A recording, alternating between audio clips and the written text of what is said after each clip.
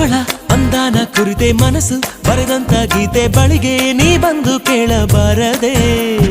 ಇನ್ನು ಎಂದು ನೇರಳ ಹಾಗೆ ನಾನು ಇವಳ ಜೊತೆಯಲೇ ಇರಲ ಅನುಗಾಲ ನಡೆ ನೋಡಿ ಸರಳ ಮೆಚ್ಚಿಕೊಂಡೆ ಬಹಳ ನನಗೆ ಅಂತ ಹುಟ್ಟಿ ಬಂದ ತಾರೆ ಇವಳ